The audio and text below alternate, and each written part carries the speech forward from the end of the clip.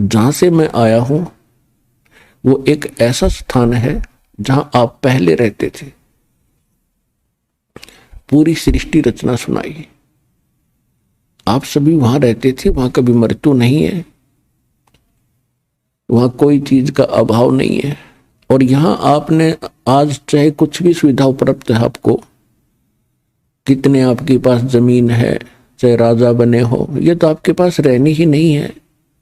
मृत्यु के उपरांत ना जाने कहां पटकेगा ये काल उठा के। और जिस माया को आप आज अपनी मान रहे हो, इसको आपके नाना जी के पिताजी भी अपनी मान रहे थे और उसके पिताजी भी अपनी मान रहे थे। अब वो कहां है भाई? अब वो कहीं गधे कुत्ते बनकर घूम रहे हैं। तो परमात्मा ने गरीबदास जी को समझाया, ये माया है राम की अपनी कहें गंवारे, जमपुर धक्के खाओगे नाहक बहे बेगार। पूंजी साहूकार की, पूंजी साहूकार की ये बंजारा संसार, और पूंजी माल गंवा दिया इब नाहक बहे बेगार। परमात्मा ने बताया कि बेटा ये पृथ्वी इस काल साहूकार की है और तुम यहां बंजारे बनकर आए हुए हो। इस पर एक आपने इससे लाभ उठाना था कि अपना निर्वाह भी करते और मोक्ष के लिए भी कुछ प्रयत्न करते।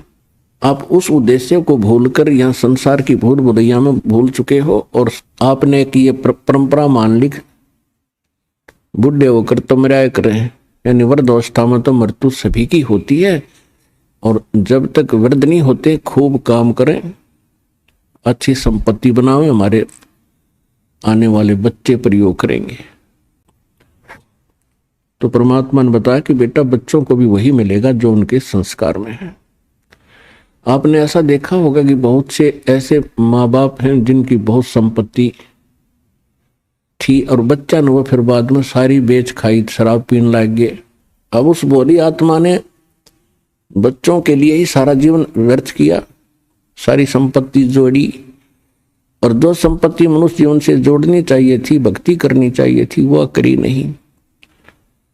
जिस कारण से वो तो कहीं कुत्ता बनकर गली में घूम रहा होगा पिताजी, और बच्चे उसकी जोड़ी हुई संपत्ति को शराब पी रहे हैं और बर्बाद कर रहे हैं। तो ये बहुत बड़ा झंझट है, इससे निकलना चाहिए आपने। परमात्मा ने बहुत सी ऐसी कथाएं सुनाई। गरीबदास जी एकदम तड़फ उठे कि परमात्मा ये जन्म मरण का रोग तो बहुत भयंकर है। वृद्ध अवस्था में जीव बहुत दुखी होता है। तो परमेश्वर ने बताया कि जरा और मरण मैं जो विधि बताऊंगा भक्ति की, उससे सदा के लिए समाप्त हो जाता है। और जो साधनाएं आपको प्राप्त हैं पूरे विश्व में, वो जरा मरण के नाश करने की नहीं है। जैसे कर्म करोगे वैसे ही भोगने के लिए वो आपके लिए बनाई है यहाँ के मालिक ने इस काल में। अब बच्चे को अच्छाई और बुराई का जल्दी असर होया करे। वो तड़फ उठा, बुरी तरह कांप गया गरीबदास जी, और कहा भगवान फिर कैसे बने बात। परमात्मा बोले कि उस लोक में जाना होगा। गरीबदास जी ने कहा भगवान एक बार वो लोक दिखा दो मुझे, क्योंकि यहाँ कोई आपके अतिरिक्त कोई बताने वाला नहीं और मन पापी विश्वास कर नहीं पा रहा। एक बार आंखों देख लूं दाता तो दृढ़ हो जाऊंगा। परमात्मा बोले ठीक है, प्रथम मंत्र ले, शेष बन मेरा, तब मेरे साथ चल सकता है। प्रथम मंत्र दिया परमात्मा ने, उसकी उनको निकाला, क्योंकि ये तो ऊपर कवर अलग है, इसके अंदर ओरिजिनल एक और शरीर है, सूक्ष्म शरीर। ये तो ऐसा जैसे ओवरकोट पहन रखा हो हमने, जैसे सर्प ऊपर से कांचली छोड़ देता है और सर्प ओरिजिनल इस उससे भिन्न है। तो ये अपना बॉडी जो है ये तो कांचुली है, लेकिन इस कांचुली में हम बहुत कुछ प्राप्त कर सकते हैं। ये शरीर ऐसा समझ लो जैसा अंडा होता है, अंडे का कवर होता है, और जब भक्ति इसमें बीज पड़ जाता है तो ये इसके अंदर जैसे अंडे में बच्चा बन जाता है, और जब वो बच्चा पंख वगैरह उसके हो जाती है तो अंडा फूट जाता है। अंडे को छोड़ के अंदर जो वस्तु थी वो बच्चा, अब उसके पंख होगी, वो उड़न लग गया। तो इसी प्रकार आपके अंदर जो बॉडी है, इस भक्ति से इस यो अंडा समझो, इसको अंड भी कहा है संतों ने, शरीर को पिंड भी कहा है। और इसके अंदर ये आपका जो भक्ति रूपी पर बनने लग रही है पंख, और जब ये भक्ति खूब करोगे डट के, समय आने पर आपका पंख लग जाएंगे उस सूक्ष्म शरीर के। ये ऊपर का कवर, ये अंडा यहीं पड़ा रह जाएगा, और ओरिजिनल पक्षी यानी भक्ति युक्त प्राणी सतलोक चला जाएगा सिद्धि से उड़ के। तो गरीबदास जी बड़े प्रभावित हुए, परमात्मा उनको लेकर ऊपर गए। सबसे पहले धर्मराज के दरबार में पहले ब्रह्मा विष्णु महेश के लोक दिखाए, स्वर्ग और नरक दिखाया। वहां हाहाकार मची थी, सभी प्राणी परमात्मा को देख रहे थे, और उनको वो बातें याद आ रही थी जब कभी वो मनुष्य शरीर में थे, जो आज नरक के अंदर दुख उठा रहे हैं या स्वर्ग के अंदर अपनी पूंजी नष्ट कर रहे हैं।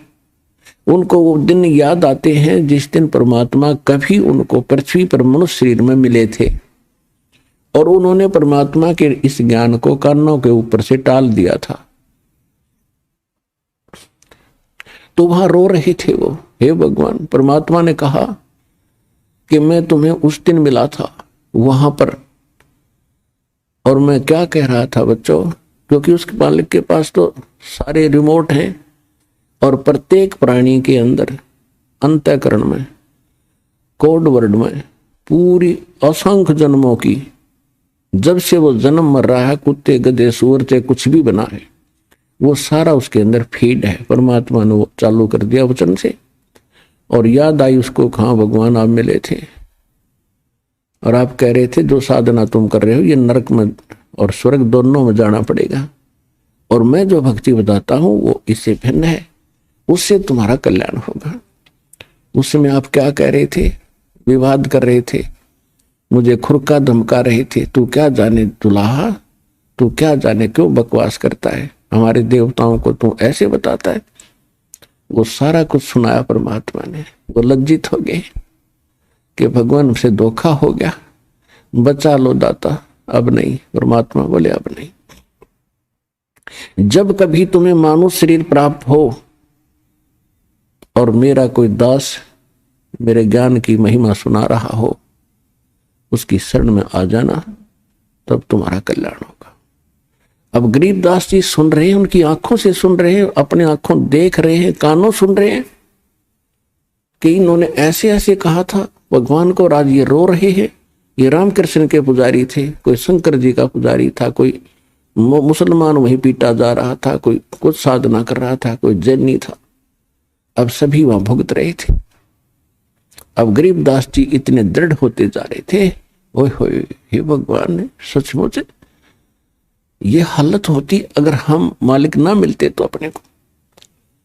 फिर ब्रह्मा विष्णु महेश के लोक में ले गए। वहां देखा बेटा ये सब ना अपनी दुकान खोल रखी है। विष्णु लोक में एक होटल है, शिव लोक में होटल है, और ब्रह्मा के लोक में भी होटल यानी स्वर्ग है। विष्णु जी का पुजारी विष्णु लोक में जाता है, जब तक उसके पुण्य रहते हैं वो वहां रहेगा, उसके बाद फिर नरक में डाल दिया जाएगा। और ये प्रत्येक प्राणी से अपने राज्य चलाने के लिए, ये राजा हैं, ये टैक्स लेते हैं। जैसे यहाँ पृथ्वी के राजा आपसे टैक्स लेते हैं, अपने ठाठ करते हैं, आपकी पूंजी तय, इसी प्रकार वो वहां करते हैं। इसी प्रकार शिव के लोक में रेस्टोरेंट है यानी स्वर्ग है, शिव का पुजारी स्वर्ग में रखा जाता है, जब उसके पुण्य समाप्त हो जाते हैं उसको फिर नरक में डाल दिया जाता है। नरक के बाद फिर 84 लाख प्रकार के इन प्राणियों के शरीरों में असंख्य जन्मों तक भटकता रहता है। इसी प्रकार ब्रह्मा जी के लोक में, इसी प्रकार दुर्गा जी के लोक में, ऐसे ही गणेश जी के लोक में जो गणेश के साधक हैं वो उसके पास चले जाते हैं। ऐसे ही ज्योत निरंजन ब्रह्म काल के ब्रह्मलोक में ये सब व्यवस्था बनी हुई है और ये सभी इन पर टैक्स लगाते हैं, चार्ज लेते हैं अलग से कि कोई 10%, किसी में 20%, कोई 25%, कोई 15% आपकी पूंजी का। और जब आपके पुण्य समाप्त हो जाते हैं आपको वहां से जबरदस्ती, जैसे यहां से फेंक दिया जाता है उस तरह वहां से फेंक दिया जाता है। फिर परमात्मा उनको लेकर गए गरीबदास जी को यहाँ के न्यायाधीश के पास, 21 ब्रह्मांड का जो न्यायाधीश है धर्मराज के पास। अब जहां जहां भी परमात्मा जा रहे थे सभी ब्रह्मा जी के लोक में गए। ब्रह्मा जी ने आसन त्याग दिया, लेकिन परमात्मा खड़े खड़े 2 बात करके चल पड़े। विष्णु जी के लोक में गए, विष्णु जी ने भी आसन त्याग दिया और खड़े हो गए, सत्कार किया। ऐसे ही भगवान शंकर के लोक में। फिर जब धर्मराज के लोक में गए, न्यायाधीश के लोक में गए, उसके ऑफिस में गए, तो धर्मराज ने भी कुर्सी त्याग दी और करबद्ध होकर खड़े हो गए। एक आध्यात्मिक शक्ति ऐसी है, इसमें किसी को अपनी आइडेंटिटी बताने की आवश्यकता नहीं। अपने आप सामने वाले पर प्रभाव होता है, अपने आप वो नतमस्तक हो जाता है। और परमात्मा खड़े खड़े उस न्यायाधीश को धमका रहे हैं, खुरका रहे हैं। यहाँ के न्यायाधीश यानी 21 ब्रह्मांड के, एक ब्रह्मांड में होता है वैसे ऐसी व्यवस्था 21 ब्रह्मांड में अलग अलग होती है। तो इस ब्रह्मांड के न्यायाधीश यानी मुख्य न्यायाधीश चीफ जस्टिस को, धर्मराज को परमात्मा खड़े खड़े कह रहे हैं कि कान खोल कर सुन ले, यदि मेरी आत्मा का तूने अकाउंट भी ले लिया तो मुझसे बुरा नहीं होगा। यदि तेरे पास कोई भूल भटक कर आ जावे तो उसको मेरे पास भेज देना। धर्मराज ने कहा कि भगवान जो आपकी आज्ञा वही होगी, लेकिन मेरी एक प्रॉब्लम है, समस्या है। आपकी शरण में आने से पहले जो व्यक्ति, जो प्राणी, जितने भी पुण्य और पाप उसने प्राप्त हैं, तो उनका भोग तो दंड मुझे देना पड़ेगा पापों का। पुण्य तो दुखदाई है ही नहीं, लेकिन पापों का दंड तो मैंने देना ही पड़ेगा, ये मेरी मजबूरी है प्रभु, कुछ इसका समाधान करो। अब आदरणीय गरीबदास साहिब जी ने वापस आकर फिर बताया कि कैसी वार्ता हुई मेरे सामने। धर्मराज दरबार में देई कबीर तलाक, मेरे भूले चुके हंस को तुम पकड़िए मत कजाक। एक न्यायाधीश को, जिसके सामने ब्रह्मा विष्णु महेश की पिंडी कांपे और उसको एक महापुरुष खुरका रहा है और कजाक कह रहा है कि एक चतुराद, कजाक माने ए नालायक आदमी, जब मेरे भक्त को नहीं पकड़ लेगा तो वो क्या कहते हैं, बोले पुरुष कबीर से धर्मराज कर जोड़े, तेरे हंस न पकड़ू नहीं मोहे 2 ही लाख करोड़। फिर क्या बताया, कर्मों से तीरथ है अब जो जप नाम कबीर, वो तो मोहे पकड़ने पड़े दाता, जड़नी पड़े जंजीर। अब परमात्मा क्या बोले, करम भरम ब्रह्मंड के मैं पल में करहूं ने से, जिन हमारी दुहाई दई सो करो हमारे पेश। कि तेरे इस ब्रह्मांड के लगाए हुए कर्म क्योंकि ये काल जो है मन रूप में सब प्राणियों में विद्यमान है, और इस मन की आदत केवल खोटे कर्म करण की है, शुभ यो सोचता भी नहीं। तो परमात्मा कहते हैं ये तुमने ही इन जीवों के ये कर्म लगाए हैं, और उन कर्मों का मैं नाश कर दूंगा, उनको कैंसिल कर दूंगा। जो तेरे काबू में ना है वो मेरे पास ले आना तेरा अकाउंट, और मैं उनको क्रॉस कर दूंगा और अपने साइन कर दूंगा। जब ही सतनाम हृदय धरो भयो पाप को नाश, जैसे चिंगारी अग्नि की वाई पड़े पुराने घास। परमात्मा बता रहे थे कि मेरे पास एक ऐसा मंत्र है, इनको दूंगा मैं इन बच्चों को, और फिर भी कोई गलती से तेरे पास आ जाओ, मेरे पास ले आना, मैं इनके सब पापों का नाश करके तुझे बरी कर दूंगा, आप पर कोई प्रेशर नहीं रहेगा। इतनी वार्ता सुनकर गरीबदास जी गदगद हो गए, लेकिन अभी ये समझ रहे थे कि ये बाबा जी बड़ा शक्तिशाली है। हमने तो ब्रह्मा विष्णु महेश्वर के नाम सुने थे या चित्र देखे थे, आज मैं वास्तव में देख रहा हूं और ये सब इसके सामने करबद्ध हो रहे हैं, और ये तो बहुत बड़ी शक्ति बताते हैं। जो अब ये धर्मराज तो सबका अकाउंट लेता है, और ये भी भगवान के इस बाबा जी के सामने ऐसे करबद्ध हो गया, तो कमाल का ही बाबा तो भाई।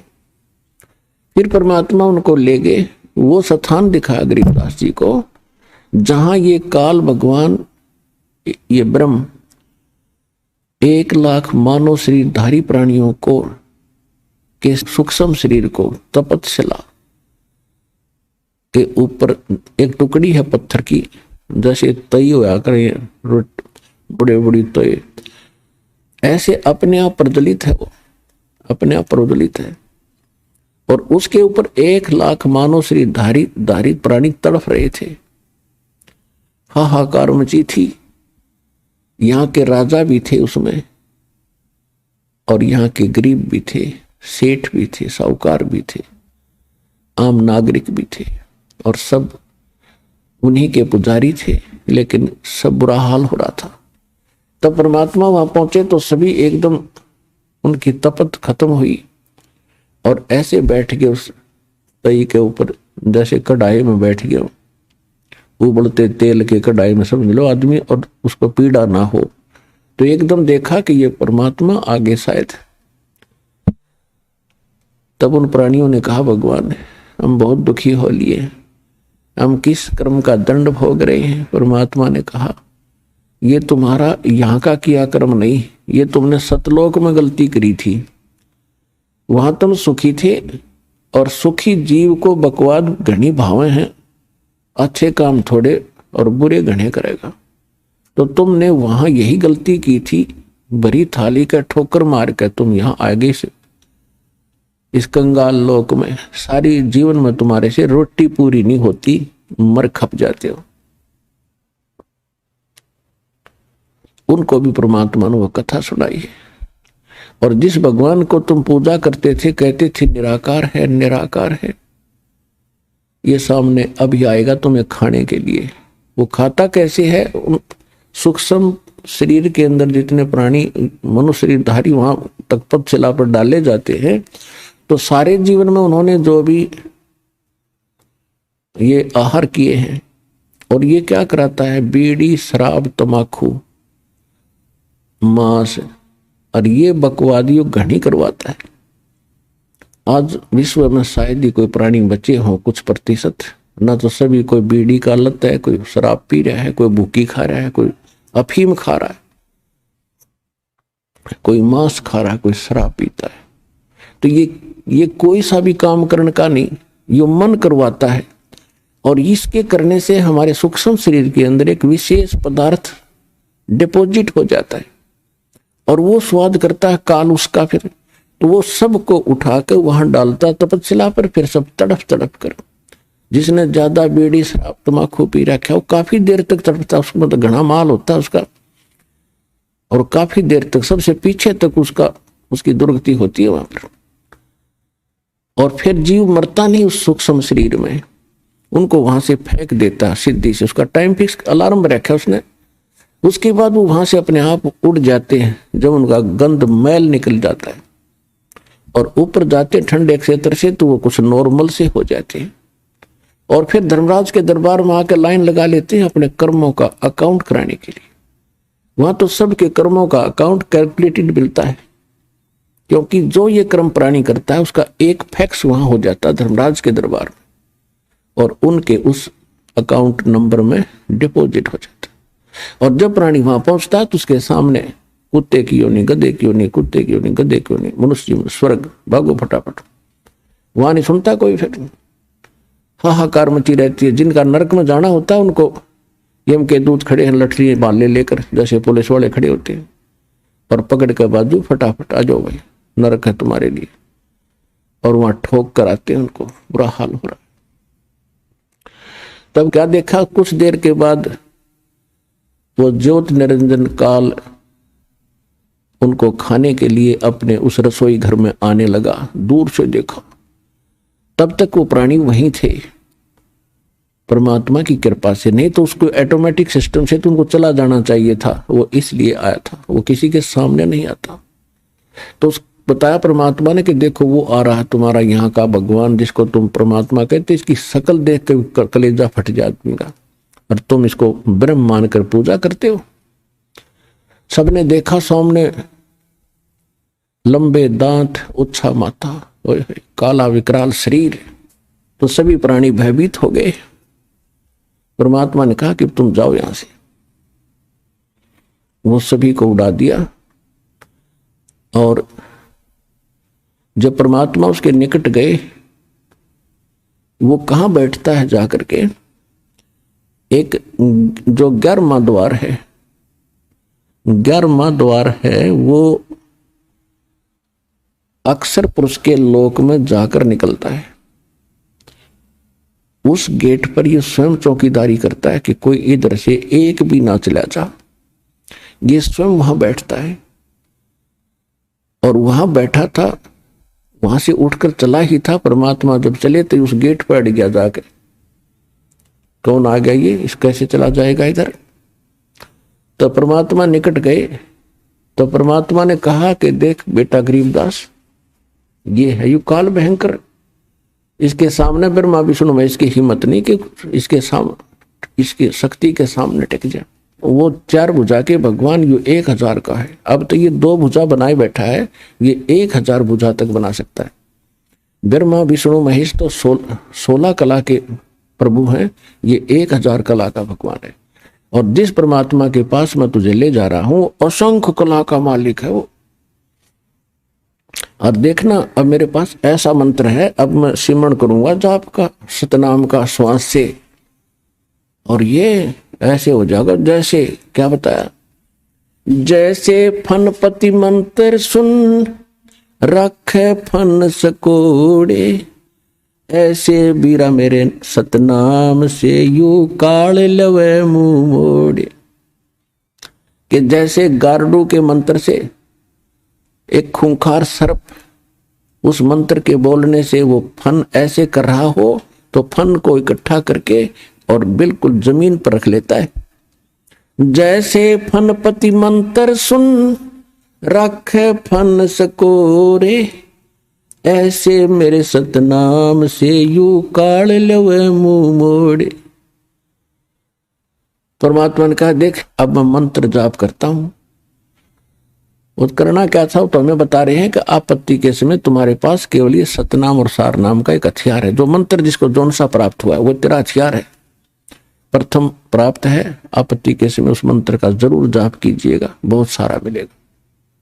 सतनाम प्राप्त है तो सतनाम का सिमरण करिए आपत्ति में, चाहे किसी प्रकार की भी है, चाहे रोग है या कोई और पशु पक्षी से है या कोई संसारिक व्यक्तियों से है या कोई राज दरबार से है। एक बार उसका सिमरण अवश्य करके देखना, आपको कैसे चमत्कार मिलेगा, पर सच्चे दिल से।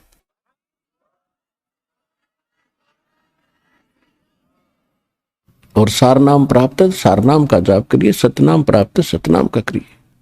प्रथम मंत्र प्राप्त है, प्रथम मंत्र का जाप कीजिए।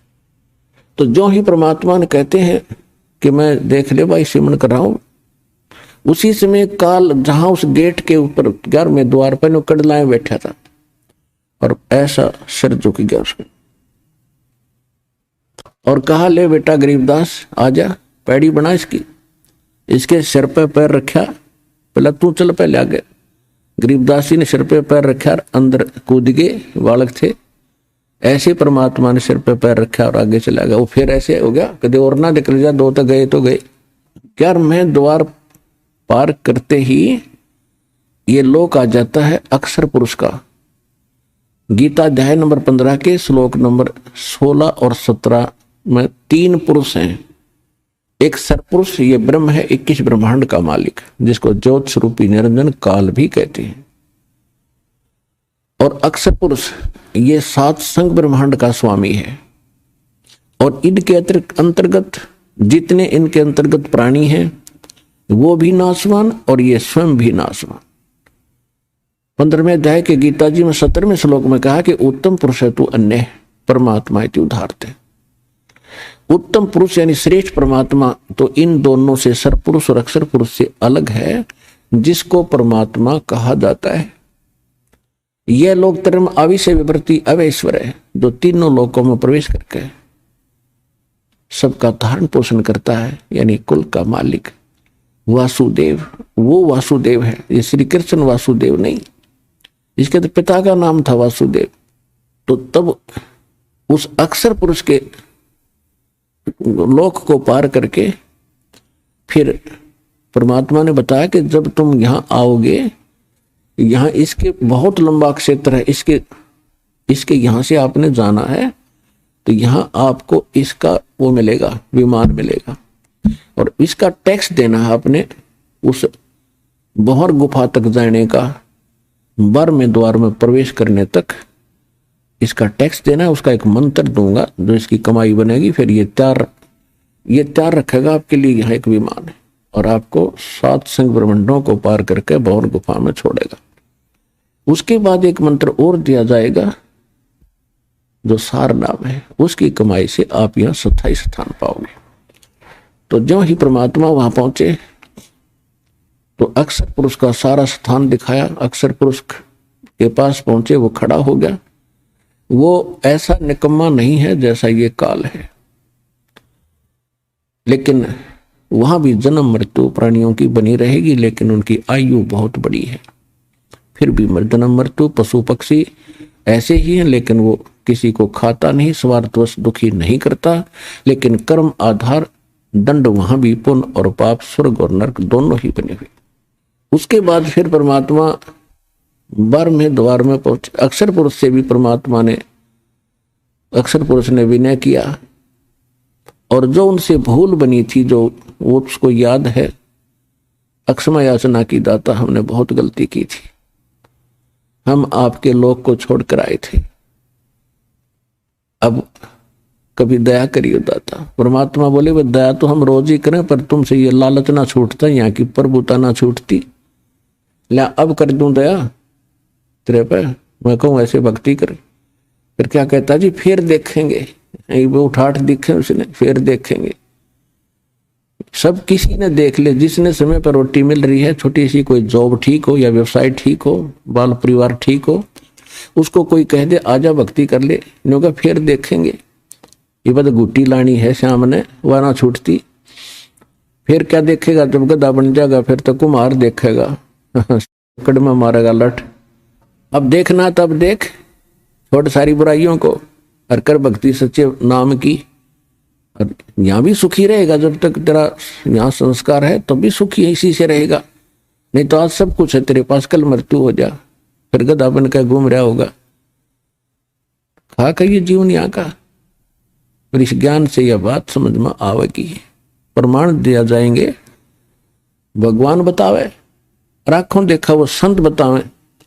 अब जैसे आम कहावत होया करती, कोई बात बतावे इधर उधर की, तो उसने यूं कहा करते कि तू कौन सा भगवान तो मिलकर आ रहा है, यानी भगवान से कोई मिलकर आवे तो उसकी बात तो सच्ची है, मानी उन्होंने भी कि आप कौन से भगवान तो मिलकर आ रहे हो, इसी दृढ़ कॉन्फिडेंस से कह रहा तू यह बात। तो परमात्मा खुद आए और जो भगवान से मिलकर आए उन्होंने बताई यही बातें। तो शंका नहीं रहनी चाहिए समझदार व्यक्ति को, जो वो ज्ञान बताया जा रहा है और दास उन महापुरुषों का बताया हुआ बता रहा है, तो आपको तुरंत समझ में आना चाहिए और यहां से सिर पर पैर रख लो, सतलोक जाने के लिए डट के भक्ति करनी चाहिए।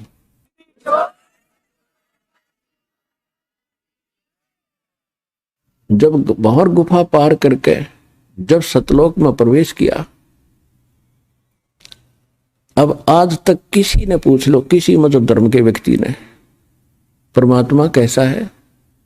परमात्मा तो निराकार है, वो देखा थोड़ा ही जाता है। परमात्मा का केवल प्रकाश देखा जाता है। देख कैसी अकल खराब हो रही थी हमारी। अब कोई कहे सूर्य निराकार है, सूर्य का केवल प्रकाश देखा जाता है, तो कैसी अकल है उस व्यक्ति में? तो हम ऐसे थे, हमारे ऋषि महर्षि सारे बालक बुद्धि वाले। जब सूर्य बिना प्रकाश किसका देखा? जब भगवान का प्रकाश देखा, डिवाइन लाइट देखी, तो कमाल की बात। वह लाइट है किसकी? वस्तु तो वो है देखने जोगी। इस लाइट ने के चाटेंगे हम, बता। तो वहां जाकर गरीबदास जी ने देखा, ओए होए ऐसा लोक है, हीरे पन्ने इनके हीरों के पहाड़ हैं, लालों के पहाड़ हैं, जैसे यहाँ पत्थर के पहाड़ हैं वहाँ हीरे मोतियों के पहाड़ हैं। और सदा बाहर वहाँ के फल फ्रूट, यानी ये फलों के ड्राई फ्रूट जैसे काजू किस्म सेब ये और फल वगैरह, और सब आहार वहाँ पर सदा बाहर है, कभी अंत नहीं होता। और वहाँ जाने के बाद ऑटोमेटिकली गरीबदास जी की बॉडी का शरीर 16 सूर्य के प्रकाश जितना तेजों में हो गया। अब वो कभी अपनी तरफ देख रहा कि ये क्या हो गया बाबा जी। परमात्मा बोले भाई यहाँ आने के बाद हम नए कपड़े पर आया करें, अपने भगता था ये नया कपड़ा है तेरा, वो नकली तेरा नीचे पड़ा है, वो तो 5 तत्व का वैसे गल जाना, रोग से सड़ जाना, दुर्घटना में मर जाता, वो तो कच्चा है बेटा। असली कपड़े यहाँ हम पहनाएंगे आकर आपको, ये ऐसा शरीर होगा आपका। अब आगे देखा, जब वहां पहुंच गए 1 सेकंड के अंदर, जहां पर परमात्मा एक गुम्बद के अंदर, बहुत बड़ा गुम्बद जैसे मंदिर नुमा, मंदिर की चोटी थोड़ी ऊंची बनाई जाती है, नहीं ऐसे गोल होता है और बड़े सुंदर, और बीच में परमात्मा एक तख्त पर यानी सिंहासन पर विराजमान है। सिर पे मुकुट है, ऊपर छत्र है, और परमात्मा के एक रोम यानी बाल में करोड़ सूर्य मिला दे, शरीर के बाल में करोड़ सूर्य मिला दे, रोमकूप का जो रोम उगे होते हैं, और करोड़ चंद्रमा, करोड़ सूर्य की रोशनी एक बाल के तुल भी नहीं है। इतना नूर उस मालिक के पूरी बॉडी का। वहां पर एक चंवर रखा था, नीचे से परमात्मा जो जिंदा महात्मा के रूप में गए थे वो चंवर उठाया और उस तख्त पर यानी सिंहासन पर बैठे भगवान के ऊपर सत्कार के साथ चंवर करने लगे। अब गरीबदास जी कभी उस सिंहासन पर बैठे भगवान को देख रहे हैं, कभी जिंदा महात्मा के रूप में खड़े उस पर संत को देख रहे हैं जो नीचे से गया था। अब वो सोच रहे हैं कि ये क्या चक्कर है, ये भगवान ये है, ये बैठा। इसके बारे में ये बाबा जी बताते आ रहे थे। इतने में क्या हुआ, वो तेजों में शरीर वाला भगवान खड़ा हुआ और बाबा जी यानी जिंदा महात्मा के रूप में जो नीचे से गए थे परमात्मा, उस अनंत कोट ब्रह्मांड के सिंहासन पर विराजमान हो गए। और वो तेजों में शरीर वाले भगवान चंवर करने लगे जैसे सेवक करा करें। अब गरीबदास जी सोच रहे हैं भाई ये क्या चक्कर है, बाबा जी भगवान है, बाबा ये भगवान ये है। इतना सोच ही रहे थे कि तेजों में जो शरीर बाहर खड़ा था वो उस जिंदा वाले शरीर में समा गया। अकेले बाबा जी रहे, यानी जिंदा वाला महात्मा वाला रूप, और उनका तेज इतना हो गया, करोड़ सूर्य करोड़ चंद्रमा मिला दे एक रोम का। अब गरीबदास जी सोच रहे थे, रे यू क्या चक्कर वही। तब परमात्मा ने बताया कि गरीबदास, हम ही वो परमात्मा है, और ये सोचल सीधर मैं करूं अपने जन के काज। बेटा ये है मेरा लोक, और ये सारा व्यवस्था आप देख रहे हो, क्योंकि वहां दिव्य दृष्टि प्राप्त हो जाती है। वहां से आप यहाँ की सुई भी देख सकते हो, कुत्ते के देखा सुअर भी को भी देख सकते, शरीर को भी देख सकते हो। इन शेड और इन छत लेंटरों के 10 मंजिल के लेंटरों के अंदर से भी आप प्रत्येक प्राणी को, चींटी को और मनुष्य को भी देख सकते। परमात्मा ने कहा एक बार झांक कर देख ले नीचे, जिस लोक से आप आए हो। अब नीचे दृष्टि की, वो तो ऐसा है जैसे रूढ़ी हुआ करे कुरड़ी, ये लोग उस लोक की तुलना। अब एकदम सिर कांप गया गरीबदास जी का, उस लोक की तुलना में इस लोक को देखकर। यहां तो ऐसे लग रहे जैसे कीड़े मकोड़े रहा करते हैं। एक चींटी को देख लो, सारा दिन एक टूक के लिए ऐसे ऐसे सारा दिन रात मंडी रहे, सब्र नहीं। ऐसे मनुष्य को देख ले, सुबह से लेकर शाम तक रात में भी वही सोचता रहता, सुबह उठते फिर भाग ले, और होना जाना वही है जो इस लिख रखा है मस्तिष्क में। और मस्तिष्क से अधिक भी प्राप्त करना चाहोगे तो भक्ति से होया करे, और भक्ति व शास्त्र अनुकूल हो, परम पिता की हो, पूर्ण ब्रह्म की हो, संसार रूपी वृक्ष के मूल की पूजा हो, तो फिर आपको एक्स्ट्रा फल भी मिले। तो वो इस काल ने नामो निशान मिटा रखा, उसी को बताने के लिए भगवान आते हैं यहाँ पर। तब उधर से क्या हुआ कि परमात्मा ने फिर बताया उस गरीबदास जी को कि बेटा मैं प्रत्येक युग में जाता हूं। सतयुग में सत सुकृत कह टेरा, त्रेता नाम मुनींद्र मेरा, द्वापर में करुणा में कहाया, यो कलयुग नाम कबीर धराया। मैं प्रत्येक युग में जाता हूं, एक लीला करता हूं। प्रत्येक युग में जब भक्ति प्रवेश करने जाता हूं, एक शिशु रूप धारण करके मैं किसी सरोवर में कमल के फूल पर विराजमान होता हूं, और वहां से कोई निसंतान दंपत्ति मुझे उठा ले जाती है। परमात्मा ने फिर सारी बताई कि सतयुग में, इस सतयुग में ऐसे ऐसे विद्याधर नाम का ब्राह्मण और उसकी पत्नी उठाकर लेगी, फिर वही ऐसे बने। सारी कहानी बताई कि वही फिर आगे चल के रामानंद बने, और सारी कथा बताई। और कलयुग में जब मैं गया बेटा, मुझे एक नीरू नीमा नाम के जुल्हाई उठा के ले गए थे काशी बनारस शहर से के तालाब से, लहर तारा तालाब से, और उनका कोई पिछला हिसाब था। ये नीरू नीमा कौन थे? द्वापर के अंदर एक सुदर्शन नाम के परमात्मा के भक्त हुए थे।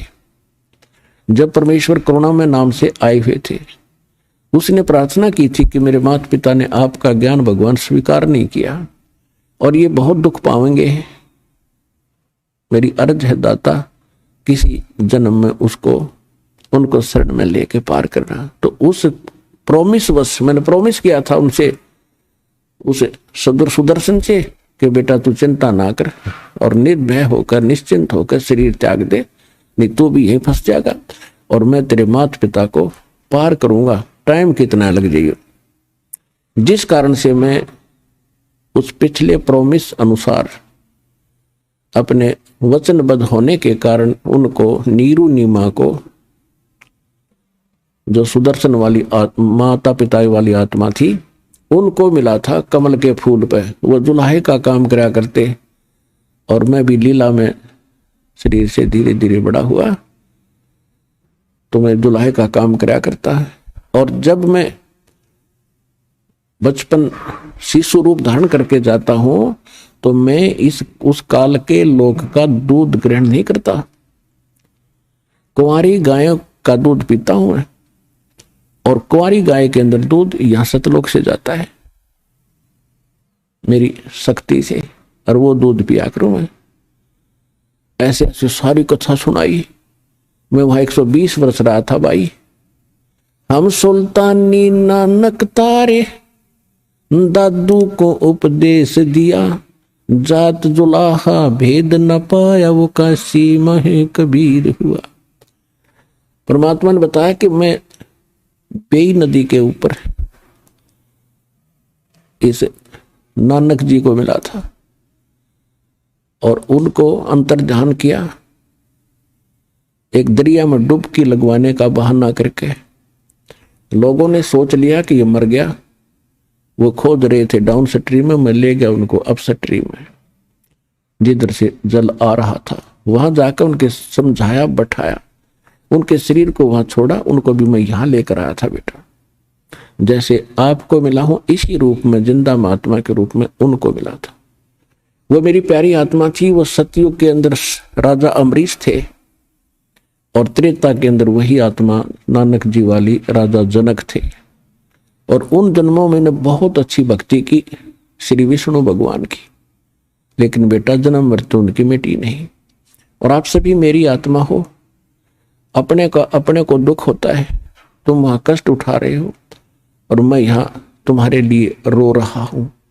मैं रोवत हूं सृष्टि को, सृष्टि रोवे मोहे, गरीबदास इस योग को हो समझ न सकता कोई।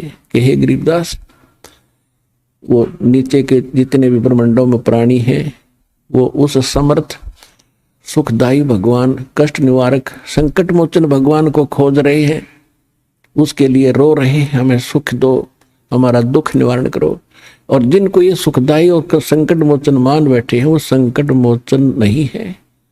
और मैं जाकर कहता हूं कि मैं हूं वो संकट मोचन, मैं तुम्हें दुख, सारे दुख दूर करूंगा, तुम्हें सुख दूंगा और वो कंप्लीट सोल्यूशन दूंगा, कंप्लीट मोक्ष दूंगा, पूर्ण मोक्ष दूंगा।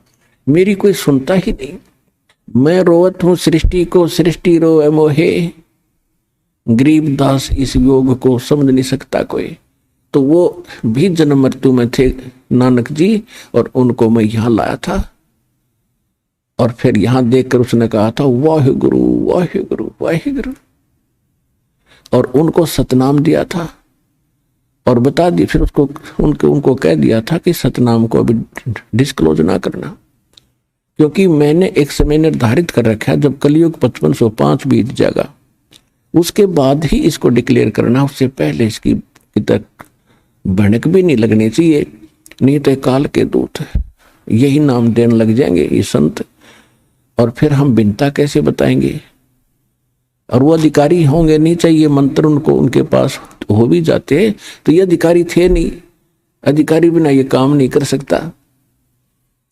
तो गरीबदास जी बड़े प्रभावित हुए, कहा बेटा ऐसे ही तू करना, तेरे को मैं सतनाम दूंगा, अब तो प्रथम मंत्र का जाप कर, मैं तुझे मिलता रहूंगा, आता रहूंगा, मैं किसी भी तरीके से तुझे सतनाम भी दूंगा। और इसको बताना नहीं, लिखवा देना इस वाणी में, क्योंकि काल ने जो मैं पहले ज्ञान बोल कर आया था, जब 120 वर्ष तक रहा था धरातल पर, और धर्मदास जी ने लिखा था, तो उस ज्ञान में काल के दूत ये चले हुए हैं पंथ, इन्होंने कुछ गड़बड़ कर दी। उसकी पूर्ति के लिए मैं तेरे को ये फिर ज्ञान योग तेरा खोल रहा हूं, और तेरे अंदर वो सुख संवेद फिर से फीड कर रहा हूं, और ये आप बोला जाएगा, इसमें घड़ी सोच करने की जरूरत नहीं। और लिखवा देना इसको, कोई दृढ़ व्यक्ति ढूंढ के लिखवा देना, इसमें लिख देना सारे मंत्र, लेकिन देना नहीं, किसी को सतनाम भी नहीं देना। सार नाम की तो बनक भी मत लागन थी, नहीं तो सारा काम बिगड़ जाएगा। तो ये दृढ़ भक्त थे, जो कह दिया भगवान ने, फिर सारा संसार एक तरफ, ये एक तरफ थे। फिर कहा उधर से क्या हुआ कि चर्चा उधर परमात्मा और आत्मा की चल रही थी, डिस्कशन हो रही थी। पीछे से शाम के 5 बज गए, तो उस समय ग्वालों ने देखा कि बच्चा कहाँ है, बाबा जी चला गया कि नहीं। उसको खोजने के लिए 1-2 भक्त भेजा कि जाओ बुला कर लाओ उस गरीबदास को। अब वो बॉडी तो वहीं रखा था, नौका नु बैठा था। उन ग्वालों ने दूर से आवाज लगाई कि गरीबू, गरीबू कहा करते थे गरीबदास को गांव में, गरीबू आजा भाई, तेरा टाइम आ गया गाय घेरन का। वो अपनी एक ट्रेन बनाया करते, 2 घंटे यू खड़ा होगा, 2 घंटे ये खड़ा होगा, गौओं को बाहर दूर जाने से वहां चराने के लिए किसी की फसल को नष्ट ना कर दे, पाली खड़े रहते। दूर से आवाज लगाई कि गरीबू गरीबू उठ ले भाई आजा। निकट आकर देखा कि निकट भी आवाज लगाई तो भी नहीं बोला, क्योंकि वो बोलने वाली चीज तो ऊपर चली गई थी। उन्हें पकड़ के हिलाया कि भगत जी खड़ा हो। अब वो यूं का यूं गिर गया तो उन्हें चिंता बनी, नाड़ी नब्ज नब्ज देखी, कुछ नहीं, आंखों बिल्कुल खुली, श्वास नहीं। घबरा गए सब, दूसरे पालियों को आवाज लगाई, सब इकट्ठे हो गए। क्या हो गया कि लड़का मर गया। 2 बच्चे भागे आए गांव में। जो ही माता पिता को पता चला कि गरीबू मर गया, बेहोश हो गए, क्योंकि इकलौता पुत्र था और उसके 12 वर्ष के बाद ये संतान हुई थी। गांव वालों को पता चलता गया, वो भागते गए, वहां पहुंचे। वह सारी कथा का पता चला कि एक बाबा जी आया था, उसने कुंवारी गाय का दूध निकाला। उस समय भी उस कुंवारी बच्चिया के स्तन लंबे लंबे थे, जैसे गाय का बच्चा हो रहा हो उसके बाद उसके थन होते इतने लंबे लंबे, इसलिए छोड़ दिया था कि देखो न सोचा उन्हें झूठ बोलते होंगे। तो सब ने देखा कि हाँ भाई। फिर क्या हुआ कि हम तो मना कर गए, इसने वो जादू जंत्र का दूध पी लिया, बच्चा न्यू मर गया। अब जैसे तैसे करके उस शव को घर ले आए, घर से उठा करके शमशान घाट पर पहुंच गए। तो परमात्मा ने कहा कि बेटा अब तू जा, तेरी बॉडी का नाश करने वाले हैं वो शमशान घाट पर पहुंच गया। तो गरीबदास जी कहने लगे भगवान मैं नहीं जाता नीचे, मुझे तो यही रख लो दाता, वो तो नरक है कति। ये परमात्मा इतने भयंकर लोग है, यहाँ के पता चलता हम कहाँ रह रहे हैं, भेड़ियों के बीच में रह रहे, भेड़ियों के बीच में। आदमी को आदमी मारते, पशु बड़ा पशु छोटे पशु को खाने के लिए दौड़ रहा है, वहां सारी फिल्म चल रही है। कोई डाकू है धन लूट लेता है, कोई इज्जत लूट रहा है, पूरा हाल दिखाई दे रहा है उनसे। मतलब सब कर्म हो रहे हैं, पृथ्वी सब नजर आ रहे थे इसके, पृथ्वी घूम ही रही है ऐसे। तो परमात्मा बोले बेटा जा, भगवान इसी को कहते हैं कि इसे गंदे लोक में तेरी सुरक्षा करूंगा, तुझे सुरक्षित रखूंगा, और ये नाम जाप करिए और जाइए तू यहां से बेटा। गरीबदास जी की आंखों में आंसू आ गए, बुरी तरह रोने लगे, है मालिक वहां ना बेचो।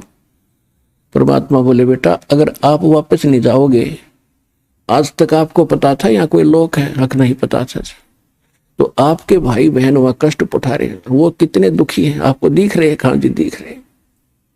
किसी का बेटा मर गया वो रो रहा है, वहां से साफ दिखाई दे रहा है किस कारण से रो रहा है। किसी की बेटी विधवा, किसी की टांग कट गई, किसी के कोई बीमारी हो रही है, कोई भूखे मर रहे हैं, कोई किसी को लूट रहा है, कोई इज्जत लूट रहा है। परमात्मा बोले देख ये कष्ट उठा रहे हैं, ये तेरे ही भाई बहन है जो यहां से गए थे, इनके सबके देखिए मकान खाली पड़े। इन मूर्खा ने के सोची, अपने पैर पे कुवाड़ा मार के गए सारे, और बड़ी थाली का ठोकर मार के बेटा अब उनकी बुद्धि कति भ्रष्ट कर दी काल ने। और जब तक आप मेरा सहयोग नहीं दोगे तो कैसे पता चलेगा कि कौन स्थान है, कौन भगवान है, और कौन सा रियल मंत्र है जिससे इनका छुटकारा होगा। क्या आप उनका उपकार नहीं चाहते हैं? हाँ महाराज चाहूंगा, और आपकी आज्ञा है तो जाऊंगा और सबको बताऊंगा कि बेटा जा और जल्दी कर, और मैं तेरे को ऐसा मंत्र दे दिया है तेरा कोई हानि नहीं कर पाओगा। तुझे कोई तंग करेगा तो वो आप पर दुखी हो जाएगा, लेकिन तू किसी को बद्दुआ भी ना देना, क्योंकि वो तेरे भाई बहन है। और तेरे पास ऐसा मंत्र हो गया अगर तू बद्दुआ देगा तो घनी हानि हो जाएगी और तेरी भक्ति नष्ट होगी। उनको कुछ ना कहना, पर तेरे को ऐसा कवच दे दिया तेरा कुछ नहीं बिगाड़ पाओगा। तो गरीबदास जी को कहा जा बेटा जल्दी पहुंचे। उधर से चिता पर रख दिया शव को, ऊपर लकड़ी लगाने लगे थे, इतने में वह जीवात्मा परमात्मा ने वापस भेज दिया। एकदम ऐसे खड़खड़ा हुआ, सारा कंपन हुआ, और बंधन जो बंध रहे थे वो भी कट गए, और सीधा खड़ा हो गया नीचे, एकदम उतर के चिता से नीचे आके खड़ा हो गया। बोलो सतगुरुदेव।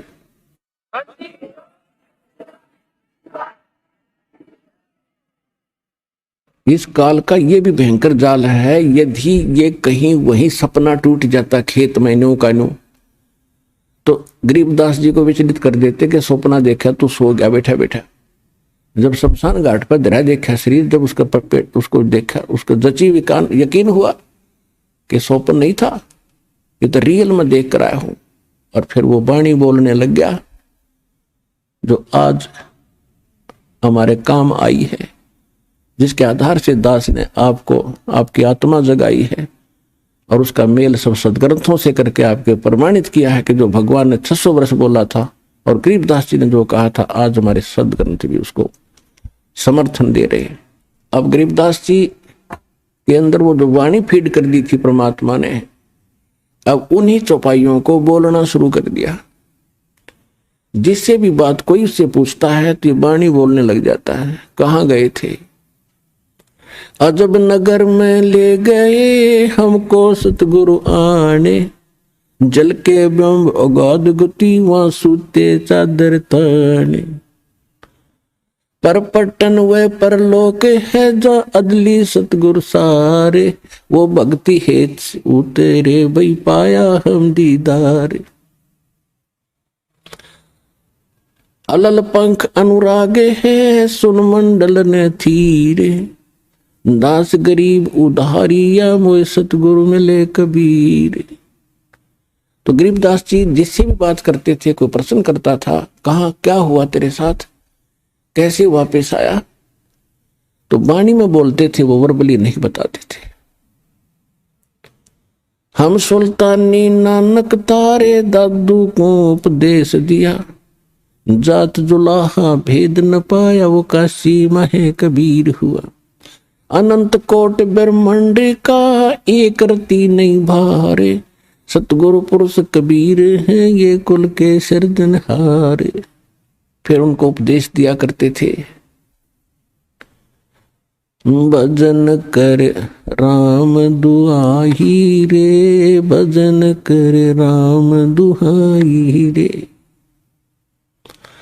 जन्म अनमोल तुझे मिला ये, नर देही पाई रे। इस देही को देवालोचे, सुर नर मुनि बाई रे। भजन कर राम दुहाई रे, भजन कर राम दुहाई रे। परमात्मा से प्राप्त ज्ञान को जनता में सुनाने लगे, लेकिन कोई ना सुने। अब वह ज्ञान उसका समझ में आवे नहीं, बोले वाले ग्रामीणों के। वो कहने लगे इसका बिरड़वा फूट गई, बैंड है यो, बिरड़ावा है, पागल हो गया, जंतर मंत्र के दूध न पी के। तो उस वो बात करें और वो सुनावे अमृत ज्ञान, तो बालकों के समझ में कैसे आवे वो पीएचडी की बातें, और वो पहली कक्षा के बच्चे भी को नहीं भक्ति हो। तो सभी के सभी उनको पागल कहने लगे, मेंटल, बावलिया कहने लगे, बावलिया। माता पिता को सब्र हुआ कि जैसा भी पागल है, मेंटल है, हमारी आत्मा संतुष्ट है कि हमारा बेटा जीवित हो गया। नगर निवासी भी खुश हुए क्योंकि एक बहुत बड़े रईस का उद्योता था, बहुत बड़े साहूकार जमींदार किसान का, जाट जाति में जन्मे थे गरीबदास जी। तो कहने का भाव यह है कि ऐसे 3 वर्ष बीत गए। 3 वर्ष के तक यही स्थिति रही। सब परमात्मा की वाणी सबको सुनाना चाहते थे, लेकिन कोई समझ नहीं पाता था, उसके पास भी नहीं बैठते थे, उसको पागल कहा करते। वो आ गया, उनकी माता का नाम रानी था कि रानी का पागल बावड़ा आ गया, रानी का बावड़ा आ गया। जैसे तैसे 3 वर्ष निकले। एक दादू पंथ के दादू जी को भी परमात्मा मिले थे, परमेश्वर कबीर जी जिंदा बाबा के रूप में। ऐसे ही अपने आत्माओं कई समस्याएं हैं। जैसे एक भक्त बता रहा था कि मैं आपके ज्ञान को सुनकर मैं दादू पंथ का एक हमारे गांव के अंदर आश्रम है, वहां गया। हम पहले उन दादू को जी को नहीं मानते थे। जैसे गांव में अपनी अपनी अलग अलग मान्यताएं होती हैं, और उसके बारे में विशेष ज्ञान मुझे था नहीं। फिर मैं इसलिए गया कि उनसे भी जानूं कि वास्तविकता क्या है, उनको तो सही पता होगा। तो वो दादू जी का जो पंथी वर्तमान में उस गद्दी पर विराजमान है संत, उससे मैंने बात की कि दादू साहिब जी की कुछ जीवनी पर विचार डाले। तो उसने कोई अटपट कथा बताई कि दादू जी कमल के फूल पर मिले थे और वहां से उसके माता पिता उठा लाए थे, उनको कोई संतान नहीं थी, ऐसे ऐसे बताए। फिर मैंने उनसे पूछा कि क्या उनको कबीर साहब मिले थे कि नहीं नहीं, ये किसने बता दिया आपको, कोई कबीर साहब नहीं मिले थे। उनको तो एक बूढ़ा बाबा मिला था, बूढ़ा बाबा मिला था। अब दादू साहब का जो ओरिजिनल ग्रंथ है उसमें जो दास साहब को वाणी सुनाता है कबीर साहब की महिमा की, वो वाणी विद्यमान है। इन्होंने क्या किया, वर्तमान के अब 150 वर्ष के बाद ये पढ़े लिखे से हुए, इन्होंने वो वाणी निकाल दी, शेष रख ली। तो वो कहने लगे कि ना ऐसा कुछ नहीं है, ये वाणी इसमें नहीं है जो आप बता रहे हो। अब वो भ्रमित हो गया, उसने फिर बता दिया ऐसे ऐसे मैं वहां गया था और ऐसे, उन्होंने तो कुछ और ही कहानी बताई। तो मैंने कहा कि आप मुझ पर विश्वास करते हो या नहीं? अगर आप पर तो पूरा विश्वास करते हैं, फिर आपने वहां जाने की जरूरत क्या पड़ेगी? तेरी बुद्धि स्लिप थी तभी तो वहां गया। आप कौन से धर्म में जन्मे हो? कि मैं हिंदू धर्म में जन्मा हूं। हिंदू धर्म के कितने आचार्य शंकराचार्य आपको मिले थे? ब्रह्मा विष्णु महेश के माता पिता बता दिए उन्हें। ये दादू पंथी खाक बताओगे दादू के बारे में? सिर घूम गया उसका, हाँ जी गलती होगी हमारे पे। तो ऐसे वो हैं जिसे आपके आचार्य थे। ये भगवान ने बताई है कि हम मिले थे दादू साहब को, और गरीबदास जी ने बताई है। कहते हैं दादू को सतगुरु मिले, कबीर परमात्मा मिले, और देई पान की पी के, बूढ़ा बाबा जिसे कहो वो दादू की नई सीख। ये दादू जी ने बताया था कि मुझे बूढ़ा बाबा मिला था, वो तो कहते थे मुझे कबीर मिले थे, और वो काशी वाले कबीर, धानक वाले धानक थे, वो कबीर मिले थे। ये दादू की शिक्षा नहीं है जो ये बनावटी बातें बनाई बैठे हैं। तो कहने का भाव ये है कि पुण्यात्माओं, अब विश्वास करो 101% इस दास के ऊपर जो बोल रहा है, प्रत्येक प्रमाण दिखाएगा।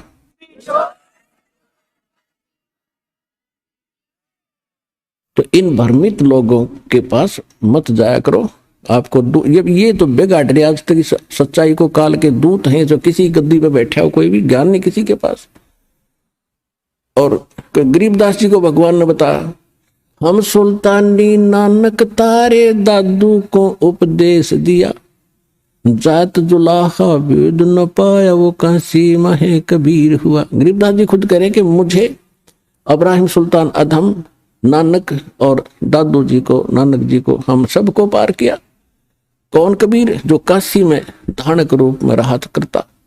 नानक साहब जी कहते हैं, फाई सूरत मुल्क की वेश, ए ठगवाड़ा ठगी देश, खरासियाना भोता वारी धानक रूप रहा। दादू साहब कहते हैं, जिन मुझको निज नाम दिया सोए सतगुर हमार, दादू दूसरा कोई नहीं वो कबीर सिरजनहार।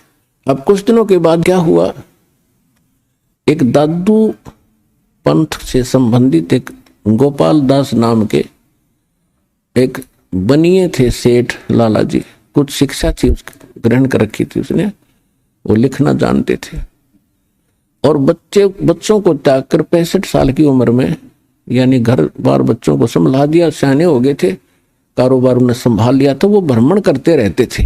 तो वहां छुडानी गांव में एक धार्मिक सा व्यक्ति था, वो कभी उधर आते थे तो उसके पास रुक जाया करते थे। वो 2-3 वर्ष के बाद फिर आए, उसके पास रुके, गांव छुडानी के उस भगत के पास। तो उस भगत ने कहा कि महाराज जी, हमारे एक किसान यानी एक जमींदार का दोता है, और उसने सारी कथा बताई कि एक बाबा जी आया था, कोई सेवड़ा था, वो उसने जंतर मंत्र करके गाय का दूध निकाल दिया, कवारी का, कई पाली थे, औरों ने तो पिया नहीं। एक छोटे बालक अनजान था, नादान था, उसने पी लिया और वो तो उसी दिन से पागल हो, वो तो मृत्यु को प्राप्त हो गया था। उसके माता पिता बेहाल थे, रो रहे थे, टक्कर मार रहे थे। भगवान ने दया करी, वो जीवित तो हो गया पर मेंटल हो गया। और सुना है कि संतों की विद्या को संत ही काट सकते हैं। आप कुछ दया कर दो तो उनका जीवन सफल हो जा, नहीं तो सारा दिन वो बोलता ही रहता है, बोलता ही रहता है, पागलों की तरह पागल हो गया। अब उस दादू पंथी गोपाल दास ने कहा कि लाओ बुला के ये झाड़े झूड़े लाने का काम ये सारे सीख ले हैं, 2 रोटी न मिल जाती है। और परमात्मा यही चाहते हैं कि आस्था भगवान की बनी रहे इनके अंदर। कोई किसी तरह कर रहे हैं तो इस समय तक आपको भक्ति को जीवित रखना था। अब ये झाड़ा झूड़ा ला कर अपनी रोटी खा रहे थे, किसी का एक आधेगा आराम हो जाता, 100 आग ना होते। एक का हो गया, जब तक इतने अच्छे आदमी थे 20 जगह गुण गाया करता, बाबा जी ने ऐसे कर दिया, बाबा जी ने ऐसे कर दिया। और यहाँ लाखों की संख्या में कर दिया, गिनती नहीं हो सकती, इतना सुख दे रखा। बच्चे बच्चे को सुख दे रखा भगवान ने।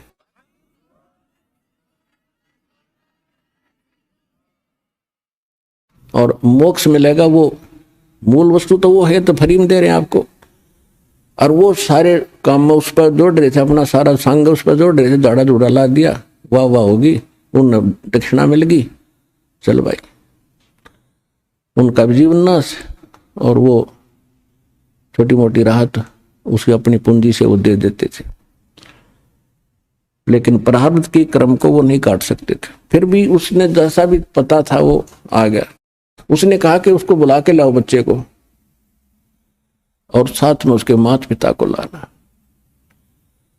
तो उसका जो सेवक था वो गया, और उसने कहा, शिवलाल नाम था उस छुड़ानी वाले भगत का, व्यक्ति का, जो गरीबदास जी के नाना जी थे। उनको लाया, बुला उनसे कहा कि ऐसे ऐसे हमारे घर एक संत आ रहे हैं और इस दोते को वो ठीक कर देंगे। कहे है मेरे से बताया उसने कि कोई जंतर मंत्र जानते हैं, वह आप ले चलो इसको।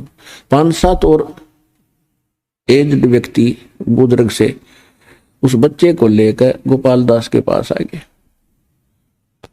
अब गोपाल दास जी ने उनसे पूछा कि बेटा कौन था जिसने जंतर मंत्र करके गाय का दूध निकाल कर तुझे पिला दिया, तेरा जीवन बर्बाद कर दिया, उसका नाम बता कौन था।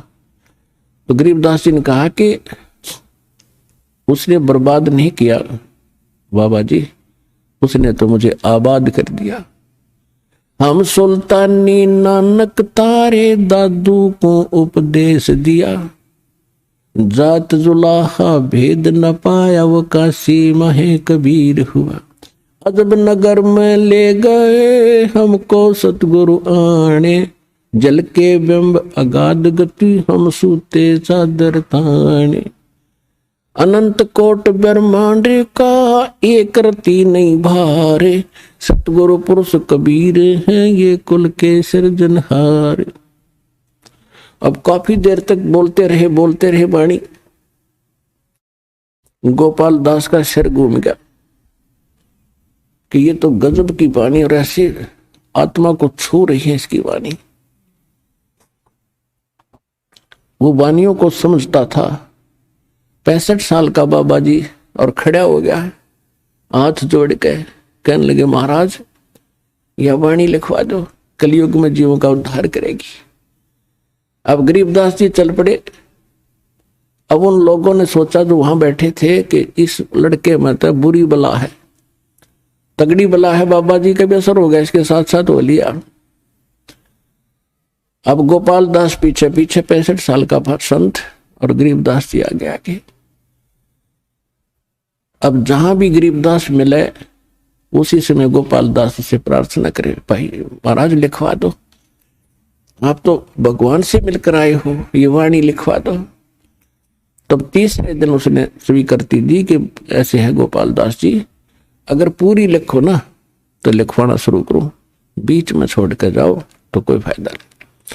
गोपाल दास जी ने कहा, जी मैं तो बाल बच्चे त्याग के और परमात्मा के लिए निकला हूं, कोई काम नहीं, आप बोलते रहो मैं लिखता रहूं। तो गरीबदास जी का एक बेरी का बाग था, बड़ बेरी का, और उसमें एक जंडी का पेड़ था, बहुत गहन छाया थी। वहां गरीबदास जी बैठ जाते थे, गोपाल दास बैठ जाता था। गरीबदास जी बोला करते थे, वो लिखा करते थे, यानी 80-90% वाणी वहां बैठकर लिखी गई। फिर भी कहीं कहीं कहाँ बोली गई, वो बाद में अन्य सेवक हो गए थे, उनने लिखनी शुरू की। तो उस सब का संग्रह आज हमारे पास ये ग्रंथ साहिब के रूप में उपलब्ध है, जिसका हम पाठ करते हैं। दोनों तरफ आप देख रहे हो वाणी का पाठ चलता है। ये वो सूक्ष्म वेद है जो गॉड गिवन है, और गरीबदास जी ने आंखों देख कर ये बताया है। वो ग्रंथ साहिब हमारे पास है।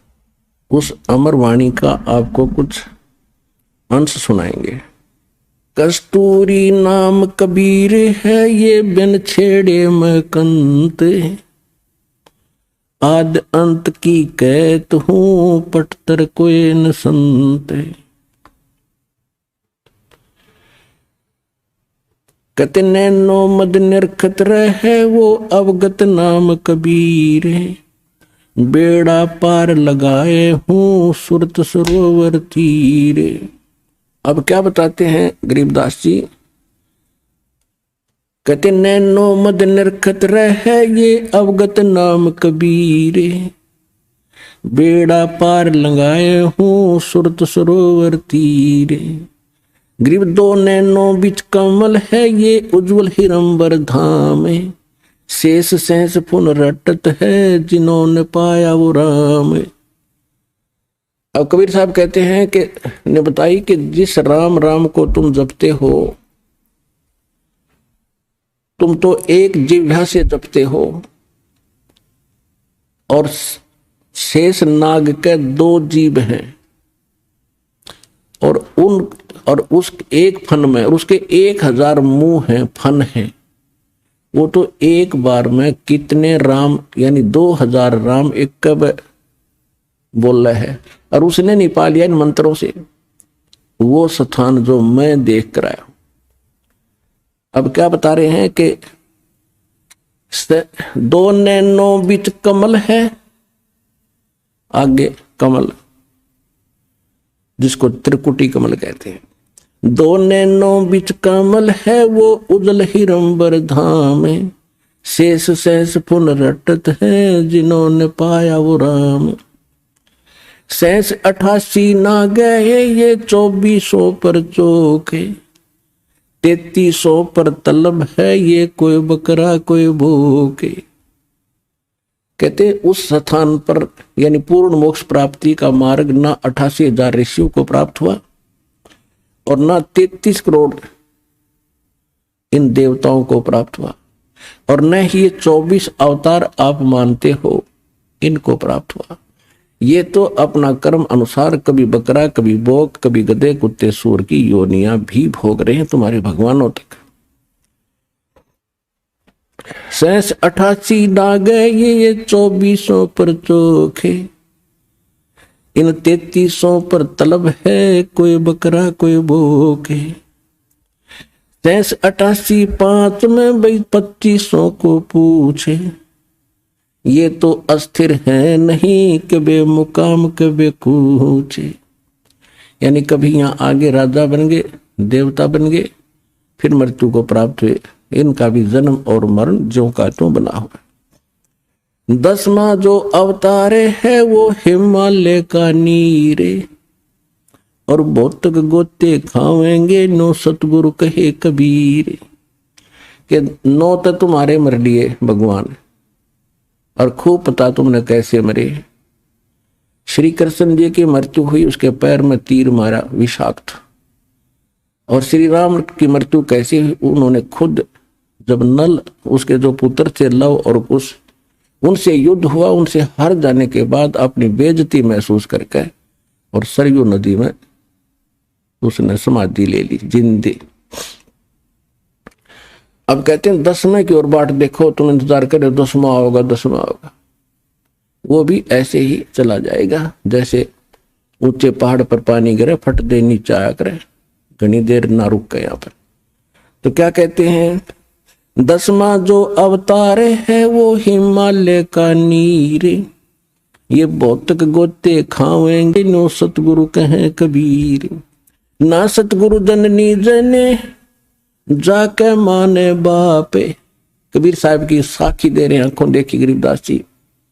ये अभी तक मूर्ख बना रहे थे कि कबीर एक विधवा के ब्राह्मणी का हुआ था, उसको वो लज्जा के मारे कहीं उस कमल के फूल पर रखेगी फलान करके।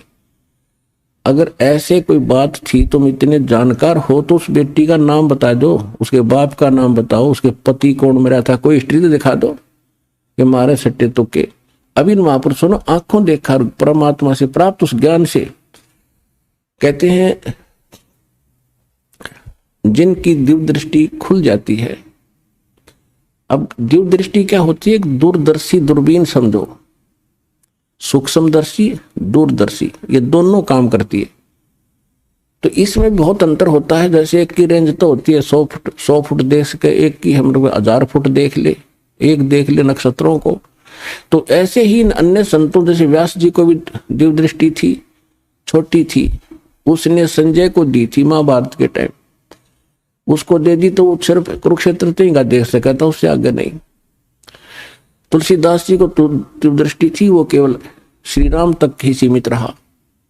और परमात्मा ने गरीबदास जी को दिव्य दृष्टि दी, उसने असंख्य युगों का पहले कर सतलोक और असंख्य लोकों की जानकारी दी। और पहले जो घटना घटी वो ज्यों की तो वो बता सकते हैं। जैसे तुलसीदास जी ने लाखों वर्ष पहले घटी रामायण को अपने शब्दों में ज्यों का तो चित्रार्थ कर दिया, बिल्कुल सही है।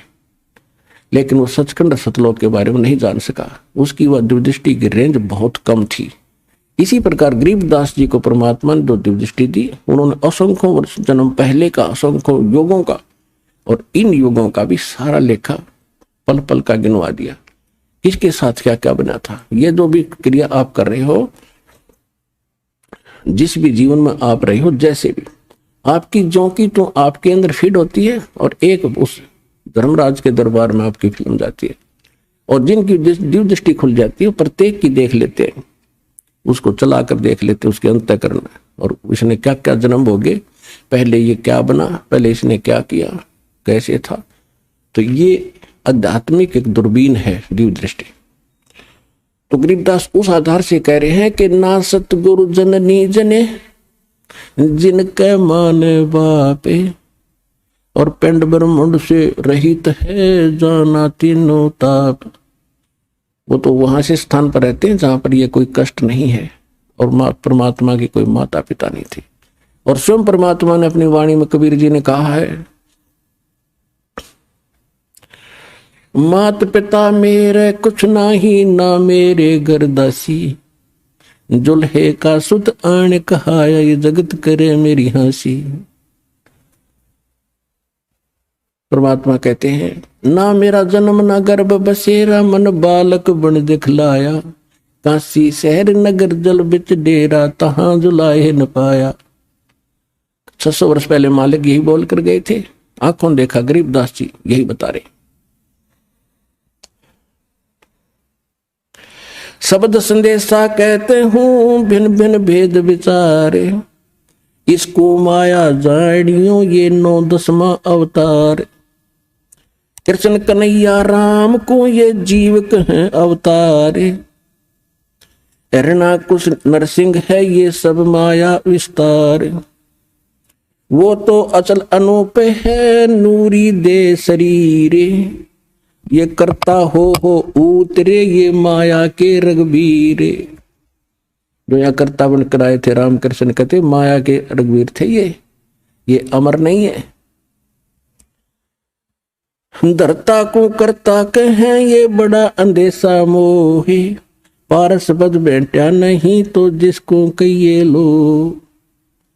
जब तक इस आत्मा को ये सत मंत्र और सार नाम, ये कंप्लीट कोर्स रूपी पारस नहीं मिलता, इसका नहीं टच होता, तब तक तो इस आत्मा को ऐसा समझिए जैसे एक पारस पत्थर होता है।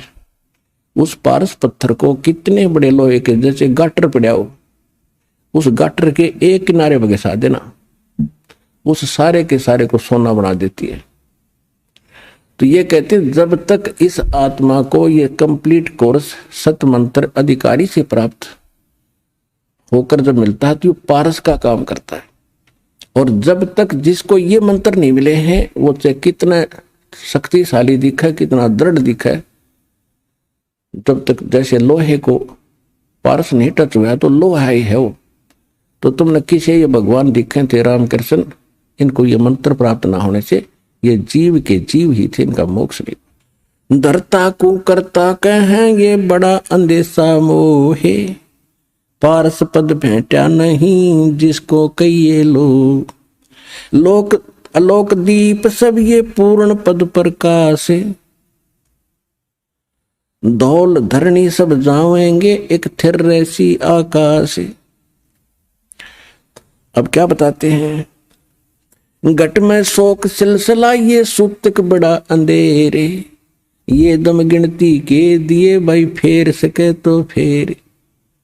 जैसे एक समय जब गरीबदास जी को समझाया करते थे किसी को, तो भक्त आकर कहते थे कि महाराज 100 टेंशन शरीर में दिन मन में रहती है, लड़की का विवाह करना है, वर्षा हुई नहीं, कुछ साधन हो नहीं रहा, बता कैसे भजन बनेगा। तो गरीबदास जी कहा करते भक्ति करोगे तो सारे काम होंगे। कहने लगे जी देखेंगे भक्ति फिर बात बनेगी। अब कहने का भाव ये है कि तुलसीदास जी कहते हैं तुलसी पिछले पाप से हरि चर्चा ना भावे, और जैसे जोर के वेगते भाई भूख विदा हो जा। किसी व्यक्ति को बुखार हो गया, वो मलेरिया, तो उसको रोटी जो प्रतिदिन खाया करता था, स्वादिष्ट भोजन भी कड़वा लगा, जी पनीर रखा जाता, काजू किशमिश और संतरे सेब ये भी कड़वे लगते हैं। अब वो वस्तु पदार्थ कड़वे नहीं है, कड़वे उसके शरीर बुखार ने यानी ज्वर ने, टेम्परेचर ने उसके बॉडी की व्यवस्था बिगाड़ दी, जिससे उसने मीठी वस्तु भी कड़वी लग रही है। इसी प्रकार जिन प्राणियों के ऊपर पाप कर्म का घना दबाव होता है, ये राम नाम के मनुखा दाख और सेब संतरे, यह तो घनी अच्छी चीज है, लेकिन उसको अच्छी नहीं लग रही, कत्ती स्वादिष्ट नहीं लगती, रुचि नहीं बनती। रागनी सुन लेगा, गाने सुन लेगा, कि तो नाच देख लेगा, कूदा उछल कर लेगा, राम नाम की कह देने का फिर देखूंगा।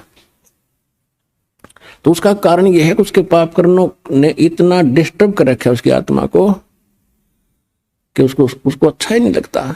ऐसी कड़वी लगती है परमात्मा की वाणी जैसे उस रोगी को लगती है। उसका ट्रीटमेंट क्या है, कुनीन खानी पड़ेगी, कड़वी कड़वी फांकी मारनी पड़ेगी, ना चाहते हुए भी खानी पड़ेगी, अनंत मौत है। तो वो रोगी फिर ना चाहते हुए भी कड़वी औषधि खाता है कुनीन, और फिर स्वस्थ हो जाता। जब देखा उसकी दशा, ऐसी भूख लगती है उसको कि सूखी रोटी हो ना, सब्जी ना हो घर पर, घर वाले के सब्जी बन जाए 10 मिनट डट जाए ना, सूखी दे दे। अब लगी भूख जबकि, और जब सब कुछ स्वादिष्ट बना कर दे रहे थे वो भी नहीं सुहा रहा था। तो इस प्रकार कहते हैं कि जिस व्यक्ति को परमात्मा समझाने की, गरीबदास जी समझाने की चेष्टा किया करते थे, तो वो यूं कहा करता जी बहुत काम है, फलाना काम है, ये करना है, वो करना है। अब कैसे कोई टेंशन हो जाती है, मंत्र भी ले लेते थे, भजन नहीं कर पाते थे, ये बहाने बनाते थे। अब जैसे एक समय एक दरोगा जी SHO पुराने समय में घोड़ी पे बैठ कर किसी दूसरे गांव में जा रहा था किसी काम बस।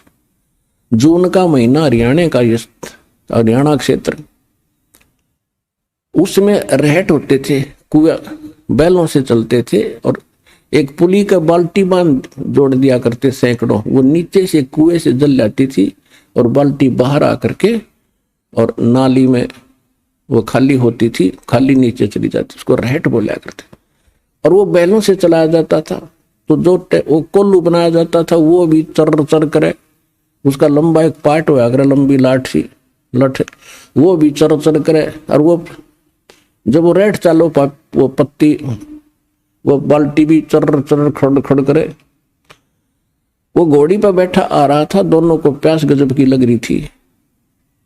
अब दरोगा जी ने सोचा कि सामने पानी चल रहा है, पानी पिएंगे, घोड़ी को पिलाऊंगा। वहां निकट आया और वो घोड़ी में एक समस्या थी कि वो इस आवाज से बेदकगी, फड़कगी, वो निकट आई और एकदम भाग के दूर खड़ी होगी। तो दरोगा जी ने कहा कि किसान, ये चोंचों को बंद कर दे भाई, मेरी घोड़ी डर रहा है। उसने वह बैल रोक दिए, वह चूचू बंद होगी। जब तक वो घोड़ी लेकर निकट आए इतना पानी चला गया खेत में, वह खाली नाली थी, रेतीला जमीन थी और साथ पीगी। तो दरोगा ने कहा भी पानी निकाल। उसने फिर शुरू कर दिया और वो सारा चुर चो हुई, घोड़ी फिर भागी। उसने कहा रहे इस चोंचो ना बंद कर, वो फिर रोक दिया बैल। निकट आया, उसने फिर कहा पानी निकाल, वो फिर चला दिया, फिर भागी। तो किसान बोला दरोगा जी इस चोंचो में पी लो ना तो दोनों मरोगे, इस चोंचो बिना पानी निकले ना तो दोनों मरोगे ना। तो इसने अपनी प्या किसी तरह लठ लुठ मार गए। तो कहने का भाव ये है कि पुण्यात्मा, यहाँ गरीबदास जी क्या कह रहे हैं, घट में शोक सिलसिला ये सुतक बड़ा अंधेरे, ये दम गिनती के दिए तू फेर सके तो फेर। कहते तेरे शरीर में ये शोक सिलसिला ये तो सूतक सा हो रहा है, यानी रोज नया उपजा है कि कोई न कोई समस्या तेरे जी ने यू काल रखेगा। और ये गिनती के सांस है भाई, इस चू चू में कि मैं करा जाता हो तो इससे हम कर ले। गरीब घट में शोक सिलसिला ये सूतक बड़ा अंधेरे, ये दम गिनती के दिए तू फेर सके तो फेर। अब क्या बताते हैं, तोड़ पिंजरा ले गई ये मंजारी मुस्काले, कहते बाका पर्दा महल का कोई न जाने भेवे, और बिन सतगुर क्यों पाई ये वो अटक रहा सुख देवे। तोड़ पिंजरा ले गई ये मंजारी मुस्काले, कृष्ण कन्हैया पर चली वो बाली झिमर की बाले। अब क्या समझा रहे हैं कि जैसे भाई ये काल ऐसा जालिम है, जैसे चूहे को बिल्ली पकड़ ले जाती है अचानक, और वो भी मस्त होता है अपने परिवार में, और कहते इस काल ने तुम्हारे भगवान के ऊपर कृष्ण कन्हैया पर चली वो बाली झिमर की भाल। वो तीर मारा उसने, उसकी वो भी नहीं सोच रहा था, राजा था, वो कौन सा मरना चाहा था, और उसकी मौत होगी। फिर क्या बताते हैं, बाके पर्दे हम गए भाई सतगुरु के उपदेश, शिव ब्रह्मा विष्णु रटत हैं वह पार न पावे शेष। जहां मैं गया हूं वहां पर ना तेरा ब्रह्मा जा सकता, ना विष्णु ना शिव, और ये शेष नाग को भी तुम कहते हो बड़ा वजन करता है। देखो वजन उस सत मंत्र का हो तो बात बने। अब जैसे बबूल का बीज बो दिया किक्कर का, और बो दिया आम का, जान के किसी ने मिसगाइड कर दिया, बोला जिसने ना देखा था आम कि ये आम का बीज है, इसको बो, और सेवा की विधि सारी से सही बता दी, ऐसे रक्षा करना, जल डालते रहना, ये अंकुर होगा, फिर बड़ा होगा, फल लगेंगे। अब जैसे ही सतनाम और सारनाम इस कंप्लीट कोर्स के अतिरिक्त जितने भी भगत श्रद्धालु जिस संतों पंथों में है, वो सभी मोक्ष और भगवान प्राप्ति के लिए प्रयत्नशील हैं और उनसे दीक्षा ले रखी है। तो सभी ने वो मोक्ष मार्ग का मंत्र दे रखा है, और वो ये सोच रहे हैं कि हम जो बीज बो रहे हैं यानी आम का है, यानी मोक्ष मार्ग है। अब वो बो रहे हैं बबूल का बीज, अब वो कुछ दिनों के बाद जब पता चलेगा वो बड़ा हो लेगा, उसके आम नहीं लगेंगे, वो तो किक्कर कहता है सूल काटे लगेंगे। और आम का बीज बो के फिर उसके ऊपर पूरी श्रद्धा और उसी तरह सेवा करे, उसकी सिंचाई करे, तो आम के तो आम लगेंगे और बबूल का बबूला लगेंगे। तो कहने का भाव ये है कि जहां सतमंत्र नहीं है वो बबूल बीज के और आम की आशा में अपना जीवन नाश करे। और वो आम का बीज सतलोक आश्रम बरवाला जिला हिसार के अंदर है। आइए अब हम उन श्रद्धालुओं के अनुभव जानते हैं जो जगत गुरु तत्वदर्शी संत रामपाल जी महाराज जी से दीक्षा प्राप्त कर चुके हैं तथा उनके द्वारा बताए गए भक्ति मार्ग पर चल रहे हैं। नमस्कार जी। नमस्कार जी। बहन जी क्या नाम है आपका? मेरा नाम सुनैना ठाकुर है। सुनैना जी कहाँ से आए आप? मैं हिमाचल प्रदेश सोलन जिला से हूँ। बहन जी संत रामपाल जी महाराज की शरण में आने से पहले आप क्या साधनाएं करते थे? मैं जो भी है हमारे साधना है ब्रह्मा विष्णु की भक्ति, व्रत लेना और दुर्गा माता की बहुत भक्ति करती थी बचपन से ही। जागरण सुनना, हर चीज, मतलब एक परमात्मा की तलाश थी। आत्मा में भी भगवान एक है पर उसका पता नहीं चल रहा था। बहन जी जब आप देवी देवताओं की पूजा करते थे तो फिर आपको कौन से परमात्मा की तलाश थी? ऐसी कौन सी चीज थी जिसकी कमी आपको खल रही थी? हम जब स्कूल में पढ़ती थी तब वहाँ प्रेयर होती थी, तू ही राम है, तू रहीम है, तू करीम कृष्ण खुदा हुआ, तू ही वाहे गुरु, तू ही एक परमेश्वर है। बट उसका कोई भी नहीं बताता था कि वो परमात्मा कौन है, कैसा है, उसका कोई प्रमाण नहीं मिला मुझे। मैं टीवी में सत्संग देखती थी, हर गुरु के सत्संग देखती थी पर संतुष्टि नहीं थी। संत रामपाल जी महाराज के बारे में आपको कैसे पता चला? हमारे गांव से ये जुड़े हैं विनोद दास जी, उन्होंने हमें बताया, ज्ञान गंगा पुस्तक दी और साधना टीवी पर सत्संग देखने के लिए कहा और मैंने सत्संग सुना, हर रोज सत्संग सुना और पुस्तक पढ़ी, उससे मुझे ज्ञान हुआ परमात्मा कौन है। बहन जी यदि बात करें हिमाचल की तो हिमाचल को देवों की भूमि कहा जाता है और यहाँ पर बहुत सारे गुरु हैं, बहुत सारे भगवान हैं। इसके बावजूद भी आप सोलन हिमाचल से इतना दूर हरियाणा में जाकर संत रामपाल जी महाराज से नाम दीक्षा ली, इसके पीछे क्या कारण है? सबसे पहले तो जो हम भक्ति कर रहे थे वो शास्त्र विरुद्ध साधना थी। ये पता मुझे सतगुरु जी के, रामपाल जी के सत्संग से चला कि हम शास्त्र विरुद्ध साधना कर रहे थे और उस शास्त्र विरुद्ध साधना से मैं बहुत ज्यादा दुखी थी। मुझे भूत प्रेत की बाधा से 5-6 साल पहले उपदेश लेने से बहुत ज्यादा ग्रसित थी। उसकी वजह से मेरी आर्थिक स्थिति बहुत बिगड़ गई थी। सब रिश्तेदार, सब लोग बहुत दुखी थे। मैं हर टाइम, मुझे कोई छाया आती थी और वो मुझे बहुत तंग करती थी। मेरे अंदर कोई और चीज बोलती थी, अंदर से कोई प्रेत बोलता था, उससे मेरे बच्चे सब मुझसे डरने लग गए थे। पूरा गांव मुझसे डरता था, अभी कभी कुछ भी बोल देगी या हमें मार देगी, पत्थर मारेगी, मतलब पागल जैसी स्थिति हो गई थी जी। मेरे पति नशा करते थे, शराब पीते थे और सिगरेट जर्दा वगैरह साथियों में खा लेते थे, मीट तक भी खाते थे। उससे मैं बहुत ज्यादा दुखी थी। मैंने बहुत कोशिश की कि वो ना खाए, वो ना पिए, क्योंकि मैं बचपन से ही भगवान को मानती थी। मुझे इस चीज से बहुत ज्यादा घृणा थी, लेकिन कहीं भी वो नशा नहीं छूटा उनका, मेरे पति का। और उन्होंने भी 2014 को सतगुरु संत रामपाल जी महाराज से उपदेश प्राप्त किया और उसी दिन से, जिस दिन उन्होंने उपदेश प्राप्त किया, नशा करना तो दूर, छुआ तक नहीं, हमारा घर आज स्वर्ग के समान है। बहन जी जैसा कि आपने बताया कि संत रामपाल जी महाराज की शरण में जाने से पहले आप बहुत सारे दुखों से घिरे हुए थे और आप भगवान से बार बार प्रार्थना करते थे कि जो भी कष्ट आपके ऊपर हैं वो दूर हो जाएं। तो संत रामपाल जी महाराज से नाम दीक्षा लेने के बाद आपके जीवन में क्या बदलाव आए? मैंने 2014 को जनवरी को संत रामपाल जी महाराज से उपदेश प्राप्त किया। जिस दिन मैंने उपदेश लिया, आश्रम में गई, उस दिन से आज तक मुझे एक बार भी वो भूत प्रेत की बाधा नहीं हुई। मैं बिल्कुल स्वस्थ हो गई। मैं हर चीज, मेरा आना जाना बिल्कुल बंद हो गया था। कहीं भी जैसे बोलते हैं हिमाचल में देवी देवता भी छोट लगती है, कुछ भी, वो सब कुछ ठीक हो गया। आज मैं कहीं मृत्यु होती है वहां भी जाती हूँ, मतलब कि किसी प्रकार का कोई कष्ट नहीं है जो मुझे था। और क्या लाभ मिले आपको? आपके पति जो नशा करते थे उसमें आपको क्या लाभ मिले? वो बिल्कुल स्वस्थ हो गए और वो मेरे दुख से बहुत ज्यादा दुखी थे, जिसके कारण हमारी आर्थिक स्थिति बहुत ज्यादा खराब हो गई थी। बहुत पैसा इन देवी देवताओं, इन पंडितों ने हमारे को बहुत ज्यादा दुखी कर दिया था। एक पंडित को लाते थे, वो कहते थे इसके अंदर जो भूत है उसको बलि देनी पड़ेगी, उसको बकरे का खून दो। फिर हम हिमाचल में ही उत्तराखंड तक जाते थे। मेरे गोद में छोटा सा बच्चा होता था, उसको लेके, 1 साल का बच्चा था, उसको लेके इतनी दूर जाते थे। मैं गाड़ी में बैठ तक नहीं सकती थी, सो के ही ले जाते थे मुझे, और साथ में गाड़ी में खड्डू बकरा उसकी बलि देने के लिए ले जाती थी। मेरी आत्मा अंदर से रोती थी कि मुझे अपने ठीक होने के लिए दूसरे की जान देनी पड़ रही है।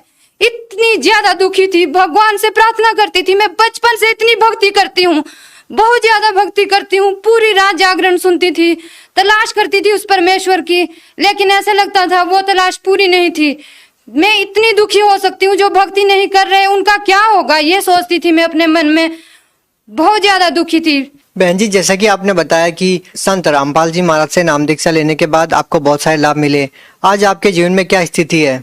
आज हमारी स्थिति बहुत ही अच्छी है। मेरी सास भी बहुत ठीक हो चुके हैं। मेरी सास काफी सालों से, मेरी शादी से पहले से ही बीमार थे। कभी उनका नाक की हड्डी बढ़ जाती थी उसी प्रेत बाधा से, मतलब कि वो प्रेत बाधा पहले से ही घर में थी। उनको भी बहुत तंग करती थी वो प्रेत बाधा। मेरी सास को खून की उल्टियां हुई नाम उपदेश लेने से पहले। फिर उन्होंने संजीवनी अस्पताल सोलन में उनका इलाज करवाया। उन्होंने कहा कि इन्हें कैंसर हो सकता है और इनकी बीमारी ठीक होने लायक नहीं है। फिर जब उन्होंने सतगुरु रामपाल जी महाराज से उपदेश प्राप्त किया तो उसके बाद वो धीरे धीरे बिल्कुल ठीक होने लगी और आज ठीक हैं। बहन जी, जैसा कि आपने बताया कि संत रामपाल जी महाराज से नाम दीक्षा लेते ही आपको जो कष्ट थे, आपको जो ऐसा बीमारी थी, आपको जो भूत प्रेत की बाधा थी, उनसे आशीर्वाद लेते ही आपके जो सारे कष्ट थे वो दूर हो गए। आपकी ये सारी बातें अचंभित करने वाली है, क्योंकि संत रामपाल जी महाराज के ऊपर बहुत सारे आरोप लगे हैं और आज वो जेल में है। उनके बारे में क्या कहना चाहेंगे आप? जी हाँ, सतगुरु संत रामपाल जी महाराज आज जेल में हैं, हम जानते हैं। लेकिन वो शास्त्र के अनुसार भक्ति बताते हैं, गीता जी के अनुसार भक्ति बताते हैं और सही भक्ति बताते हैं। उनकी भक्ति से ही हमारे ये कष्ट भूत प्रेत बाधा ठीक हुई। हम हर रोज परमात्मा का दिया हुआ नाम सुमरन करते हैं, उनकी यथार्थ भक्ति करते हैं, अपनी गीता जी के अनुसार भक्ति करते हैं। बहन जी, आप भगत समाज को क्या संदेश देना चाहते हैं?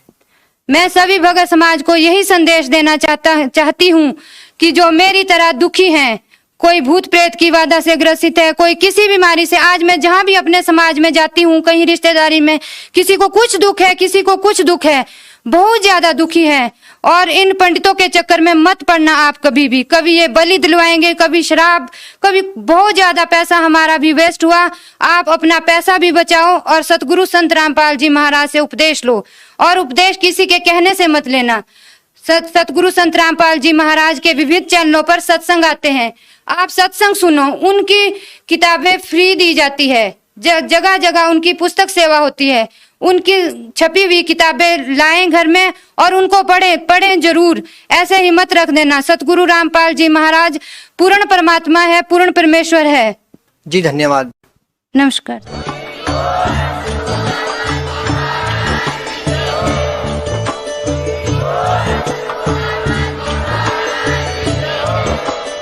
आप सुन रहे थे जगत गुरु तत्वदर्शी संत रामपाल जी महाराज जी के मंगल प्रवचन। अधिक जानकारी के लिए विजिट कीजिए हमारी वेबसाइट www.jagatgururampalji.org। संत रामपाल जी महाराज जी के शुभ आशीर्वाद से पूरे विश्व भर में 500 से भी ज्यादा नाम दीक्षा केंद्र हैं, जिन पर संत रामपाल जी महाराज जी द्वारा ऑनलाइन निःशुल्क नाम दीक्षा दी जा रही है। अपने नजदीकी नाम दीक्षा केंद्र का पता करने के लिए संपर्क करें 8222880541।